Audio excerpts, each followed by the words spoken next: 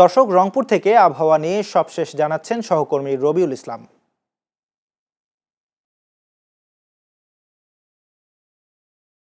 জি, আপনাকে ধন্যবাদ জানাচ্ছি। আমি এই মুহূর্তে দাঁড়িয়ে আছি রংপুরের মডার্ন মোড় এলাকায়। এটা কিন্তু ব্যস্ততম একটি মোড়। আপনাকে এটি তিনি জানিয়ে রাখি যে রংপুর বিভাগের কিন্তু যে কয়টি জেলা, এখান থেকে কিন্তু ডিভাইড হয়ে কিন্তু বিভিন্ন জেলায় কিন্তু যাওয়া যায়। আপনার কিন্তু আমার হাতের ডান পাশে যে রোডটা, এটাতে কিন্তু লালমনিরহাট, ঠাকুরগাঁও এবং পঞ্চগড় যাওয়ার কিন্তু দিনাজপুর যাওয়ার কিন্তু রাস্তা। আর একটি যদি আমি জানিয়ে রাখি যে হাতের বাম পাশে যে জায়গাটি গিয়েছে, এটা কিন্তু দিনাজপুর এবং এটা লালমনিরহাট এবং কুড়িগ্রামে যাওয়ার কথা। আপনাকে যদি আমি আর একটু তথ্য দিয়ে রাখি যে রংপুরে যে গরমের যে তীব্রতা, সেটা কিন্তু অনেকটা বেশি।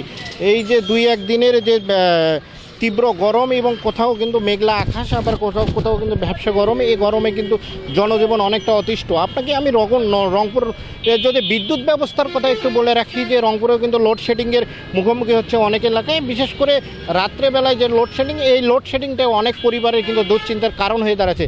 শিশু থেকে বৃদ্ধকে নিয়ে পরিবার প্রধান কিন্তু অনেক দুশ্চিন্তায় থাকেন যে এই লোডশেডিংয়ে তাদের বড় ধরনের ক্ষতি হবে কি না। কিছু না, আপনাকে আরেকটু তথ্য যদি আমি একটু দিয়ে রাখি যে আজকে যে আবহাওয়া অফিস, রংপুর আবহাওয়া অফিসের তথ্য, সেটা অনুযায়ী কিন্তু 31 থেকে 32 সেন্টিমিটার পর্যন্ত তাপমাত্রা হতে পারে। ফির রাত্রে কিন্তু তাপমাত্রা কিছুটা কমতে পারে বলে এমন তথ্য আমাদের রংপুর আবহাওয়া অফিস দিয়েছেন। তবে রংপুরে এখন পর্যন্ত বৃষ্টির কোনো দেখা মেলে নেই।